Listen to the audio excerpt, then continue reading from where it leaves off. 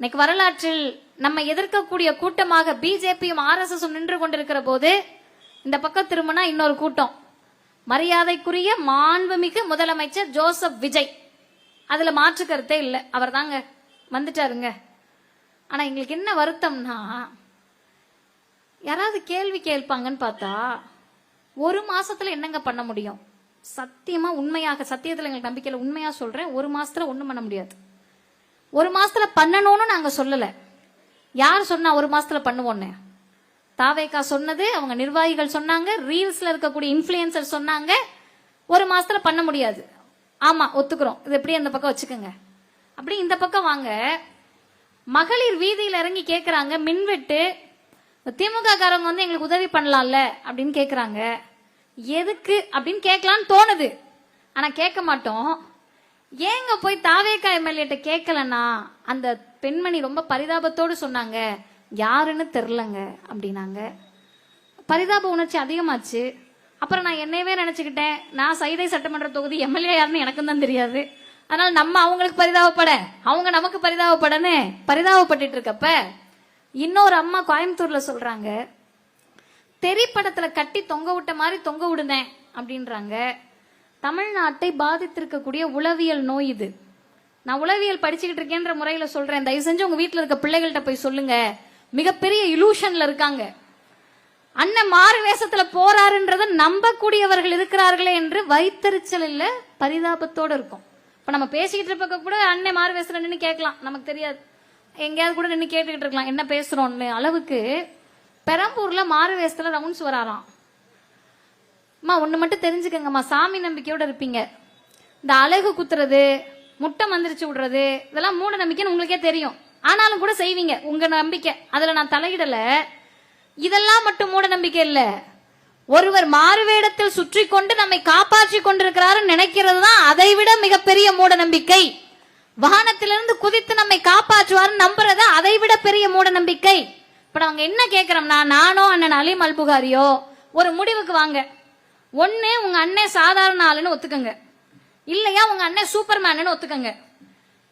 எங்க அண்ணன் சூப்பர்மேனு அடிப்பாரு உதப்பாரு, இந்த பக்கம் பார்த்தா ஒரு மாசம் தானங்க ஆகுது. எது உண்மை அதை மட்டும் நீங்க சொல்லுங்க. எது உண்மை? ஒரு மாதத்தில் ஒன்றும் பண்ண முடியாதுன்றது உண்மையா, இல்ல ஒரே நாளில் எல்லாவற்றையும் செய்வார் என்று மக்களை ஏமாற்றியது உண்மையா? நான் சொல்லுகிறேன், ஏமாற்றியதும் உண்மை, ஏமாற போவதும் உண்மை. திமுக உங்களுக்காக வந்து நிற்க போவது அதை விட பெரிய உண்மை. போக மாட்டீங்களா? அரங்கநாதன் சப்வே, நாங்க அப்பதான் சைதாப்பேட்டைக்கு வரோம்.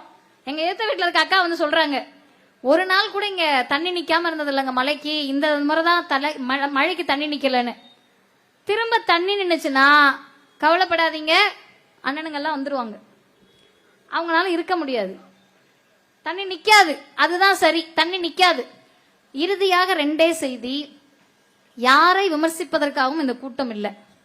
இந்த கூட்டத்துடைய ஒரே ஒரு நோக்கம் என்னன்னா, அடுத்த 5 ஆண்டுகளில், இந்த 5 வருஷத்துல முத்துவேல் கருணாநிதி ஸ்டாலின் என்ற முதலமைச்சர் கடந்த 5 ஆண்டு செய்ததை டச் பண்ணாம டிஸ்டர்ப் பண்ணாம இருந்தாலே 5 வருஷத்தை ஓட்டிடலாம்.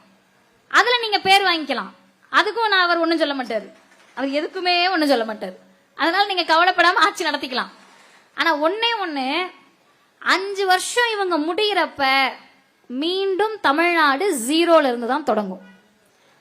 அப்படி தொடங்குதேன்ற வேதனை அதிகமாக இருப்பதால் தான் வீதி வீதியாக திரும்ப திரும்ப திரும்ப திரும்ப பேசிக்கிட்டு இருக்கோம். முத்துவேல் கருணாநிதி ஸ்டாலின் என்ற முதலமைச்சருடைய ஆட்சி எப்படிப்பட்ட ஆட்சின்னு கேட்டப்ப, சார் 75 இயர்ஸ்ல என்ன செஞ்சிருக்காங்க? ஒண்ணுமே செய்யலங்க, நாங்க மாற்றத்துக்காக தான் நாங்க ஓட்டு போட்டிருக்கோம். அப்படியா, சரிங்க, என்னங்க மாற்றம் வேணும்? எல்லாத்துலயும் மாற்றம் வேணும், எல்லாத்துலயும் மாற்றம் வேணும். எப்படி? பாலியல் வன்கொடுமையை அவன் எப்படி செய்யலாம்? தாவேகா காரங்க நாங்களே செஞ்சுப்போம், அதான் மாற்றம். சட்ட ஒழுங்கு எப்படி பிஜேபி காரன் சீர்குலைக்கலாம்? நாங்களே சீர்குலைச்சுப்போம், அதான் மாற்றம். முன்னாடி எல்லாம் யாராவது தப்பு பண்ணிட்டாங்க, குற்றம் நடந்துருச்சுன்னா நாங்க சொல்லுவோம் பிஜேபியான்னு விசாரிங்கன்னு. இப்பொழுது குற்றம் நடந்தால் தாவேகாவான்னு விசாரிங்கன்னு சொல்லக்கூடிய நிலைமைக்கு தமிழ்நாட்டை தள்ளி இருக்கிறார்கள். அதை பத்தி அவங்களுக்கு கவலை கிடையாது. நல்லா பாருங்க, பேரலல் யூனிவர்ஸ்ல வாழ்ந்துகிட்டு இருக்காங்க அவங்க எல்லாம். சிங்கப்பெண் படையை பார்த்த உடனேயே அவங்க நமக்காக வந்திருக்காங்கன்னு நினைக்கிறாங்க. அந்த சிங்கப்பெண் படையில ஒரு அம்மா போய் சொல்றாங்க, பெண்கள் நம்ம கிட்டயும் கொஞ்சம் ஃபால்ட் இருக்கு, நம்ம அதையும் சரி பண்ணிக்கணும். அதெல்லாம் யாருன்னா அந்த துப்பட்டா போடுங்க தோழி வகைரா, நீங்களும் பாத்துக்கணும். ஊசி எடை கொடுக்காம நூல் எப்படி நுழையுன்ற மாதிரி அறிவுரை சொல்லிட்டு இருக்காங்க. 6 வயது 7 வயது ஆசிஃபா என்ற அந்த குழந்தை கோவிலுக்குள்ள வைத்து பாலியல் வன்கொடுமை செய்யப்பட்ட போது குழந்தைக்கு எதிராக கொடி தூக்கிய கூட்டம் பிஜேபி கூட்டம். அதுக்கு சற்றும் குறைவில்லாமல் தாவேகா நிர்வாகியால் பாலியல் வன்கொடுமை நடக்கிறப்ப எங்காலுங்க அதை பண்ணிருக்க மாட்டாங்கன்னு நம்ப வைக்கிறீங்கல்ல, உங்களுக்கும் அவர்களுக்கும் என்ன வித்தியாசம்? இன்னும் ஒருபடி மேலே போய் சொல்லுகிறேன். இஸ்லாமிய சொந்தங்கள் இருக்கிறீர்கள், இஸ்லாமிய உறவுகள் இருக்கிறீர்கள், ஏன் சிறுபான்மையினர் பக்கம் எப்பவும் நாங்க நிக்கிறோம் அப்படின்ற ஒரு கேள்விக்கு ஒரே ஒரு பதில் தான், இந்தியாவினுடைய சுதந்திர போராட்டத்துல ஒரு ஒரு மதம் அல்லது ஒரு சமூகம் எங்களுடைய பங்களிப்பு அதிகமா இருக்கு, நாங்கள் இதற்கு காரணம்னு சொந்தம் கொண்டாட முடியும்னா அதில் இஸ்லாமியர்களை நீங்கள் முதல் வரிசையில் நிறுத்தலாம். கர்ப்பிணி தாய்மார்கள் போய் நின்னாங்க, எங்களுக்கு சுதந்திரம் வேணும்னு. அந்த அம்மாட்ட கேக்குறாங்க, ஏமா இப்படி நிறைமாத கர்ப்பிணியா வரேன்னு. அந்த அம்மா சொன்ன பதில், பிறக்கின்ற என் குழந்தை இந்தியாவை விடுதலையோடு பார்க்கட்டும்னு சொன்னாங்க.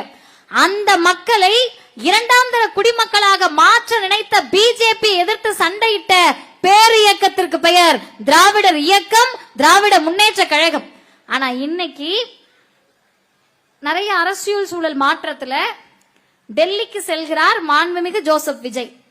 அங்க போய் பேசியிருக்காருங்க. நான் அதை சொல்றதுக்கு முன்னாடி உங்க எல்லாத்தையும் ஒண்ணு கேட்டுக்கிறேன், கவனிச்சிட்டு இருக்கீங்கன்றதுனால. திமுக கூட்டம்னாலே அது அரசியல் வகுப்பு தான். நான் சொல்றதுக்கு முன்னாடி அது என்ன செய்தின்னு தெரிஞ்சவங்க தான் வந்து உட்கார்ந்துருப்பீங்க. நம்ம இப்ப யாருக்கு பேசுறோம் தெரியுமா? நம்ம வீட்டில் இருக்க பிள்ளைங்க கிட்ட பேசணும். நம்ம கருப்பு சிவப்பு புள்ள விசில் அடிச்சிட்டு இருக்குன்னு வச்சுக்கோங்க, தமிழ்நாட்டுக்கு சேர்த்து சங்கூதிர வேண்டிதான். அதனால நம்ம பிள்ளைங்க கிட்ட அரசியல் பேசிதான் ஆகணும்.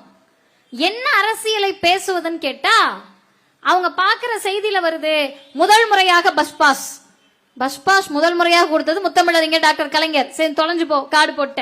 முதல் முறையாக தாவேகா ஆட்சியில் பஸ் பாஸ். முதல் முறையாக சட்டமன்றத்திற்கு முதலமைச்சர் வருகிறார். மற்றவங்க எல்லாம் எங்க இருப்பாங்க தெரியல. அலுவலகத்திற்கு 10 மணிக்கு வருகிறார்கள் செய்தி. மற்ற அலுவலர்கள் எனக்கு தெரிஞ்சு 1 மணிக்கு போயிட்டு 4 மணிக்கு வந்துருவாங்க போல. சரி போ. உணவை அவரே சாப்பிடுகிறார். தெரியலங்க, அண்ணன் மாதிரிலாம் எப்படி சாப்பிடுறீங்கன்னு தெரியல. சரி, முதல் முறையாக பெண்கள் இந்த இடத்திற்கு வருகிறார்கள் அப்படின்னு கார்டு போட்டுக்கிட்டே இருந்தாங்க. நமக்கா பேசவும் கூடாது, ஏன்னா அவங்களுக்கு இது ப்ரொபேஷன் பீரியட்ல 3 மாசம் 6 மாசம் பேசக்கூடாதா, சரின்னு விட்டாச்சு.